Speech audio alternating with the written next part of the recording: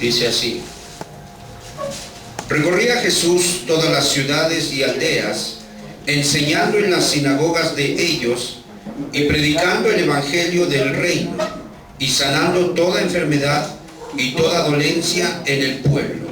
El 36, todos juntos, por favor.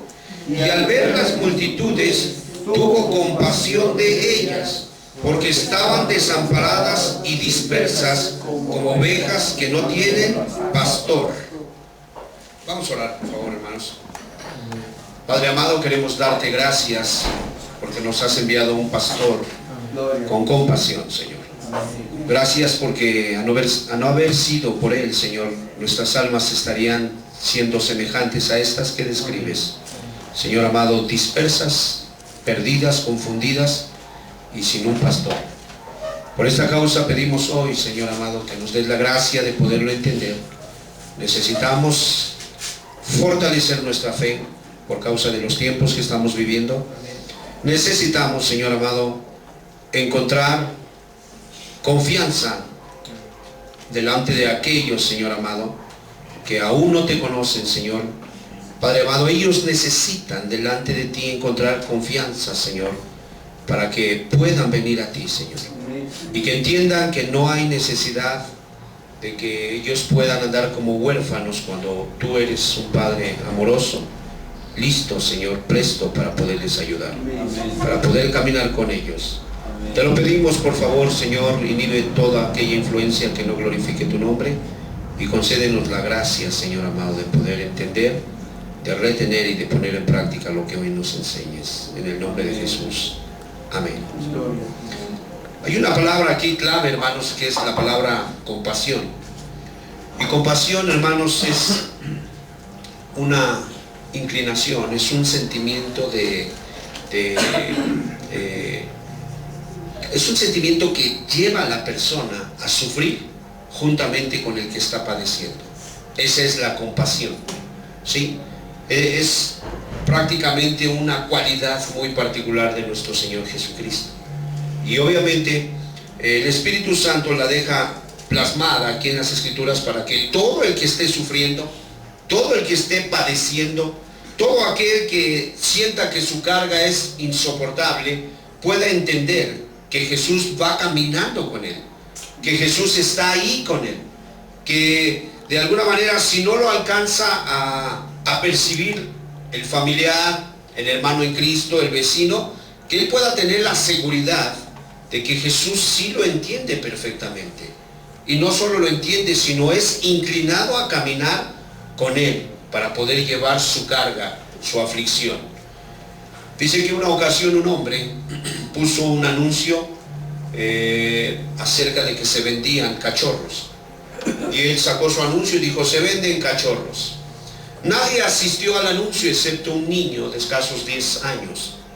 Cuando él tocó, salió el dueño de los cachorros y dijo: ¿en qué te puedo servir? Vengo por causa del anuncio. Venía a ver cuánto cuestan los cachorros. El Señor le dijo: cuestan $25. Y él dijo: solo tengo $2.60, 50 centavos. Es todo lo que tengo. Pues están en $25, es el precio al que los estoy dando. ¿Pudiera yo observarlos? No hay ningún problema, dijo el niño. El hombre maduro dijo: no tenemos ningún problema, y dice que le mostró 7 cachorros. Y el niño estaba observándolos con cariño y dijo: solo tengo $2.50. Y él dijo: pues están en 25. De entre esa observación que tenía el niño hacia los cachorros, vio que uno de ellos se arrastraba una patita. Él dice: parece que uno de ellos está lastimado. Y le dice el amo, el dueño de los cachorros, le dice: efectivamente, parece que toda su vida se va a arrastrar. Entonces inmediatamente el niño dice: quisiera yo comprar ese, tal vez mis $2.50 pudieran alcanzarme y yo prometo que después le traigo el resto. Él le dijo: ¿sabes que este cachorro posiblemente se arrastre toda su vida? Y él dijo: sí lo sé. Creo que va a necesitar mucho amor, mucha comprensión, mucho cariño. Y enseguida se levantó la manga de su pantalón y le mostró su pie y dijo: yo también no camino bien, soy torpe para caminar. Traía un problema en su pie. En ese momento el Señor dijo: creo que el cachorro va a encontrar un buen hogar, va a encontrar una buena familia y una persona que lo cuide. Te lo puedes llevar. Señor, yo le prometo que después le daré el resto. Olvídate del precio, es tuyo. Creo que lo has conseguido. ¿Qué fue lo que sintió este pequeño por causa de ese cachorro? Compasión. Él fue llevado a llevar la carga del cachorro. Si toda su vida tiene que arrastrarse, yo estoy ahí para ayudarle. Cristo Jesús, nos dice la Escritura, que Él pasaba por las aldeas, Él pasaba por las ciudades, pasaba por las sinagogas y se sorprendía de que hubiera una vasta multitud. Eran como nidos de almas.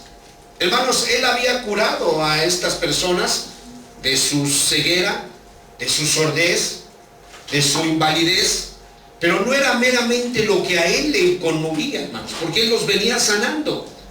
Dice que Él fue movido a compasión cuando Él comienza a verlos en un estado espiritual, hermanos, deprimente, desprotegidos, sumamente niños con respecto a las cosas espirituales.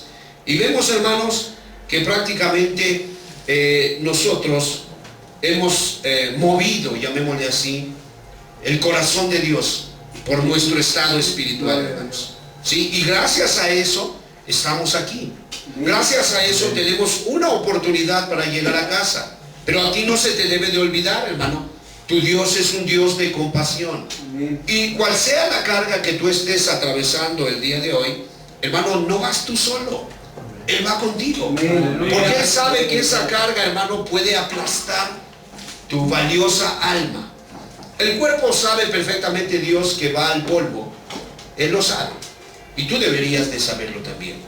Pero tocante a tu alma, hermano, sencillamente Él sabe perfectamente que esa alma puede perderse. Entonces quiero repetir la definición de compasión: simpatía que lleva a una persona a sufrir juntamente con uno que está padeciendo. Esa es la característica del Señor. Ahora, dice que Él comienza a preocuparse por ellos, hermano, y es movido a esa compasión. Si te das cuenta, vamos a volver nuevamente a leer, hermano, el capítulo 9, el verso 35.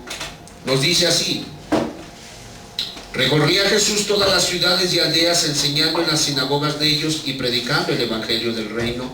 Y dice que no solo predicaba, sino sanaba toda enfermedad y toda dolencia que tuvieran sus cuerpos. Eso lo hace de manera maravillosa. Creo que es un regalo, es un beneficio hermoso, que una persona que no ve, que una persona que no camina, que una persona que de alguna manera está impedido, ¿verdad?, en su oído, que de repente sea sanado por la virtud y por el amor de Dios. Creo que es algo que, hermanos, pues a cualquiera le bendeciría, ¿verdad? Le traería beneficios temporales. Pero cuando se habla de compasión, hermanos, entonces estamos viendo, hermanos, que Jesús habla sobre las cosas espirituales. El verso 36 es donde Él enfatiza, hermano, y nos dice que le causa compasión que las multitudes no tengan salvación, hermanos. Y al ver a las multitudes, tuvo compasión de ellas. ¿Por qué? Porque estaban desamparadas y dispersas como ovejas que no tienen pastor. Hermano, ¿sabes en qué estado las veía cuando dice que estaban desamparadas? Estaban en una grande ignorancia. El no conocer los principios de la Biblia nos pone en un estado de ignorancia, hermanos. Y es por eso que tú lo que más debes de hacer es estudiar la palabra de Dios. Porque la Escritura nos dice que conoceríamos la verdad y la verdad nos haría libres. Amén. Eso es lo que dice la Escritura. Entonces, el que Él los viera descuidados, hermanos, ¿cómo es la inclinación del ser humano natural? Siempre está preocupado por qué va a comer, qué va a beber y qué va a vestir. Esas son sus preocupaciones, cosas temporales. Entonces, cuando Jesús los ve, hermanos, desamparados, Él los estaba viendo sumamente descuidados en su oración. Hermano, cuando una persona deja de orar y deja de estudiar su Biblia y deja de congregarse, comienza a despertar una preocupación en Dios. ¿Sí me explico? Porque Él sabe que esa persona es tan vulnerable como cualquier otro pecador no redimido. Él lo sabe. Entonces, hermanos, al no tener, imagínate nada más, instrucción sino ignorancia, al no tener diligencia sino negligencia, indolencia, hermano, esa persona no va a tener visión. No sé si me explico. Va a venir a la reunión, pero sin una visión. Hermano, cuando vamos a la escuela, cuando íbamos a la escuela o mandamos a nuestros niños a la escuela, ¿cuál es la visión? ¿Cuál es la meta a alcanzar, hermanos? Que aprendan, dependiendo del grado donde tú los estás inscribiendo, ¿cierto o no? Esa es la visión. Y si alguien manda a sus hijos nada más para que no los tengan el día y le den problemas, no tiene visión. Y si alguien nos está mandando nada más de alguna manera para que vistan un uniforme de color tal o X, no tiene visión. La visión es esta, que aprendan los conocimientos que están reservados para ellos, de acuerdo o dependiendo del grado en el que son inscritos. ¿Estamos de acuerdo? Bueno, en esta vida los seres humanos tienen que tener una visión, y esa visión es que sus almas sean restauradas, regeneradas, que sus pecados sean perdonados y que ellos lleguen a casa, en este caso al cielo, a la vida eterna. ¿Estamos de acuerdo? Vamos a ver algunos pasajes. Capítulo 10, verso 10. Por eso fue que Cristo es movido a compasión. Tiene una inclinación por sufrir con los que están sufriendo, por padecer con los que están padeciendo. Entonces, si a ti te preocupa el estado espiritual de tu familia, de tus hijos, tú tienes que entender algo, hermano. Cristo está más preocupado que por ti. Amén. Dice, por favor, capítulo 10, verso 28 de San Juan.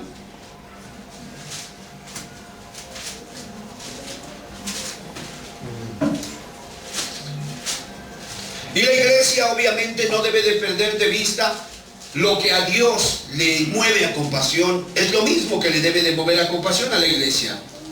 Yo les doy, ¿qué dice? Vida eterna. Aquí está el objetivo, hermanos. Esto es lo que le movió a compasión a Cristo. Ellos no tienen vida eterna. Ellos están existiendo en la vida temporal, en el mundo tangible nada más. Ahí están subsistiendo, pero están carentes de vida perpetua. No está asegurada su vida permanente. Aún no está asegurada porque están en ignorancia. Hermano, la gente está en ignorancia. La gente celebra, la gente ofrece saumerio a los ídolos. Hermano, están en una gran ignorancia. Y dice, yo les doy vida eterna. ¿Y qué dice? No perecerá. Hermanos, el hecho de que vengamos aquí o traigamos a nuestros niños, ¿cuál es el objetivo? No perecer jamás y tener vida eterna. Ese es nuestro objetivo, perdón. Cuando tú oras por tus familiares, cuando tú invitas a tu esposa, a tu esposo, a tus vecinos, a tus clientes, es con un propósito: que alcancen la vida eterna. Amén. Y eso fue lo que le movió a él. A ti te debe de mover cuando tienes a tus sobrinitos. Hermano, toda persona que esté bajo tu influencia, tú debes de aprovechar esa oportunidad. Amén. ¿Para qué? Ser movido a misericordia y decir, mi sobrino no tiene vida eterna. Mi prima es una persona descuidada. Mi abuela es una persona que está en una ignorancia total.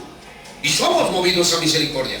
¿Por qué crees que se hacen las campañas? ¿Cuál es el propósito de hacer una campaña? Ganar almas, acercarles la luz para que se les quite la ignorancia, meterles la doctrina para que entiendan que están a un paso de perderse y entren en cordura. ¿Estamos de acuerdo? No es meramente atormentar gente, es hablar la verdad. Entonces Jesús les da vida eterna y no perecerán jamás, y nadie las va a arrebatar de la mano del príncipe de paz y de amor. Dice, por favor, capítulo 10, verso 28 de San Juan.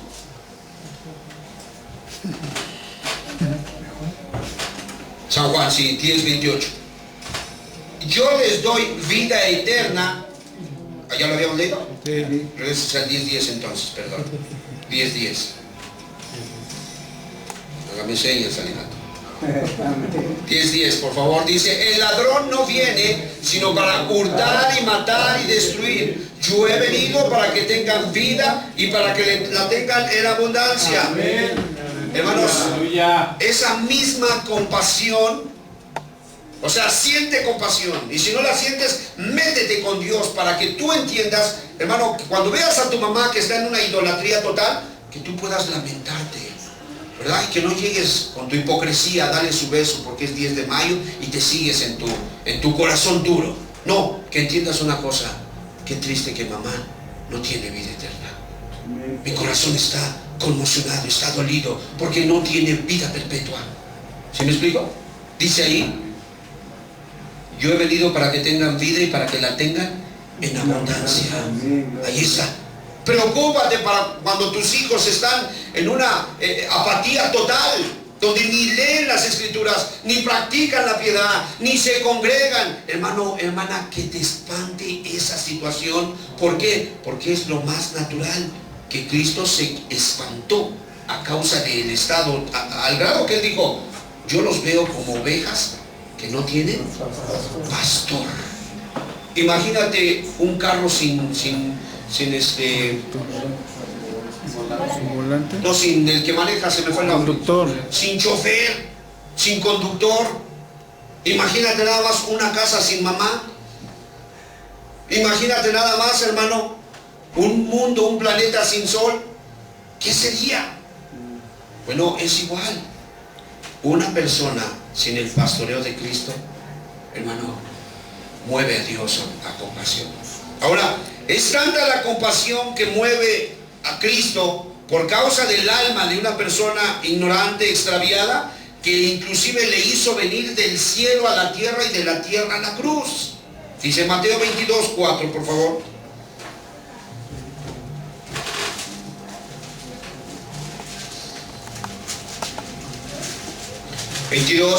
Verso 4.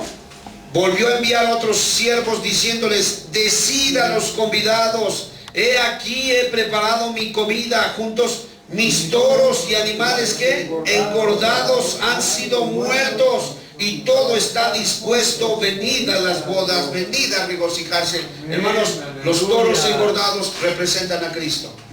Ya fueron muertos. Eso le hizo venir, la compasión trajo a Cristo a la tierra. ¿Sí me explico? No porque tú tuvieras algo que Él no tiene, no porque la tierra es muy hermosa y Él no la tenía, no la poseía, no, sino porque empezó a haber un montón de pecadores que no tenían vida eterna. Y eso, hermano, no pudo aguantarse y Él descendió a esa tierra. Dice 1 Corintios capítulo 5, verso 7. 1 Corintios capítulo 5, verso 7. Dice, limpiaos pues de la vieja levadura, para que seáis nueva masa, sin levadura como sois, juntos, porque nuestra Pascua, que es Cristo, ya fue sacrificada por nosotros. Si te das cuenta, lo que hizo la compasión, trajo a Cristo hacia nosotros, porque nos veía ignorantes, porque nos veía descuidados, porque nos veía desprotegidos, desamparados y no listos para la vida eterna. ¿Estamos de acuerdo? Entonces tenemos que concluir que la miseria es el objeto de la misericordia. ¿Estamos de acuerdo? La miseria es el objeto de la compasión. Y hermanos, la miseria del pecado egoísta, del egoísmo del pecado, hermanos, destruye el alma. Te debe de quedar bien claro. Es la más grande de las miserias. Cuando una persona se ha centrado en una vida de egoísmo, de autocomplacencia, y no le importa romper los mandamientos de Dios, lo pone en una gran miseria. Debes de tener cuidado, mucho cuidado. Nosotros ya como viejos estamos formados, y muchos se van a ir al infierno. Muchos alcanzaron misericordia porque han respondido a los impulsos del Espíritu. Pero los niños están en una etapa de crecimiento. Y uno debe de tener cuidado de que ellos caigan esclavos del egoísmo. ¿Sí me explico? Que ellos sean objeto de ser conducidos, gobernados por sus pasiones inferiores, hermanos. Su gusto, su tacto, su olfato, etcétera, etcétera, hermanos. Uno debe de tener cuidado. Génesis capítulo 6, verso 12, nos damos cuenta, hermanos, que exactamente una vida, hermanos, descuidada, ignorante, solamente va a traer la peor de las desgracias. Y miró Dios la tierra, y he aquí que estaba corrompida. El estado natural de la tierra, que había sido creada en pureza, en paz, en santidad, se alteró. Ya no había paz, había violencia.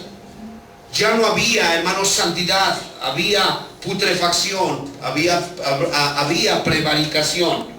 Porque toda carne, todo ser individuo, todo ser humano había corrompido, había descarretado su conducta natural, su camino sobre la tierra. Y fíjate cuál es el resultado de una vida de egoísmo en esclavitud. Dijo pues Dios a Noé, juntos: he decidido el fin de todo ser. ¿Por qué? Porque la tierra está llena de violencia a causa de ellos, y he aquí yo los destruiré con la tierra. Hermano, abstente de estar viendo programas de violencia. Abstente de estar hablando cosas de violencia, porque es algo que despierta la decisión de Dios para destruir. Dice que estaba corrompida y llena de violencia. Amén. Dice Génesis capítulo 18, verso 20. La miseria del pecado, del egoísmo, es lo que destruye las almas.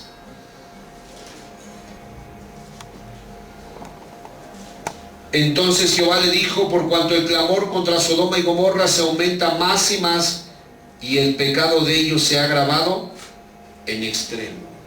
¿Qué pasó con esta ciudad? Fueron destruidas. Entonces el pecado de egoísmo destruye las almas. Y Cristo, hermanos, tiene compasión de las almas de aquellos que no tienen compasión de sus almas mismas. Así es Jesús.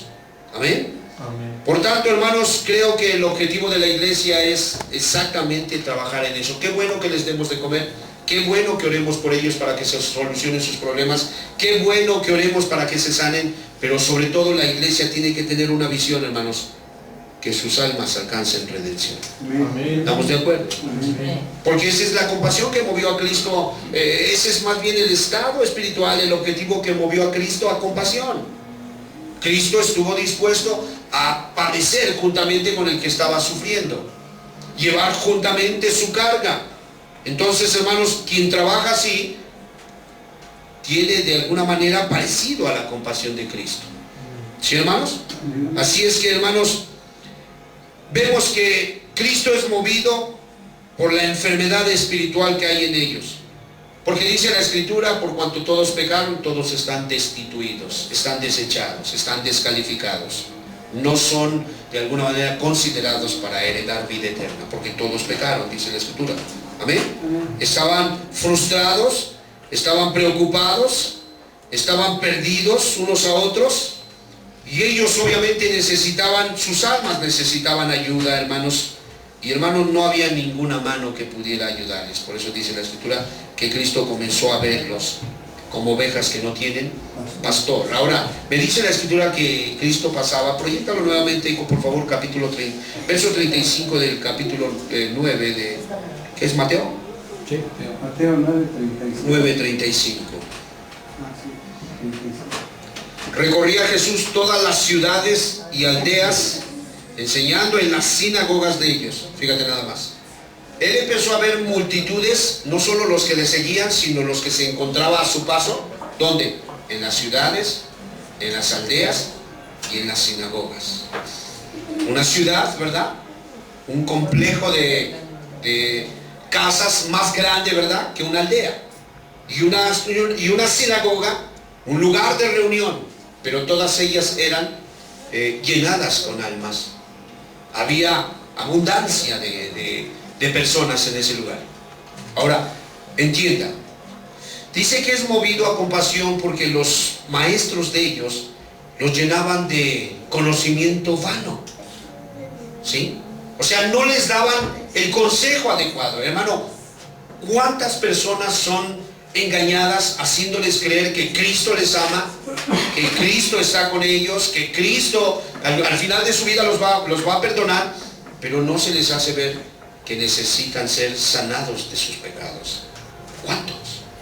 ¿Cuántos no son engañados con que Cristo quiere verte feliz, quiere verte rico, quiere verte así y así? Y empiezan a describirles muchas cosas, hermanos, cuando realmente lo que Cristo quiere es que sean libres de su pecado.